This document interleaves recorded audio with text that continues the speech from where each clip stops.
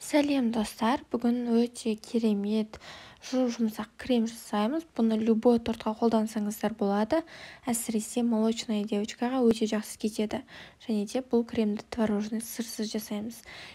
Ең алдымен біз ыдысымызды жақсылап құрғақ салфеткамен сүртіп кептіріп аламыз.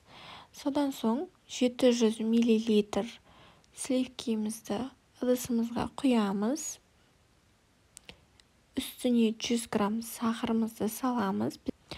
Біз қантты көп салмаймыз, себебі креміміздің үстіне сгущенка қосатын боламыз. Осылай барлығын біркелкі крем болам дегенше миксерлейміз. Яғни мен 4-5 минуттай миксерлеп алдым. Осындай жұмсақ крем шығу қажет. Және де үстіне 80 грамм сгущенка қосамыз. Сол кезде дәмі өте керемет болып шығады.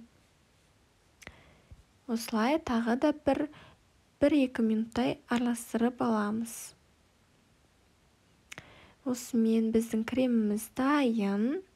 Өте керемет дәмді болып шығады, және де бағасы да өте тиімді болады. Бұл творожный сырсыз жасалған крем. Ас болсын. Видео ұнаған болса лайк басуды ұмытпаңыз.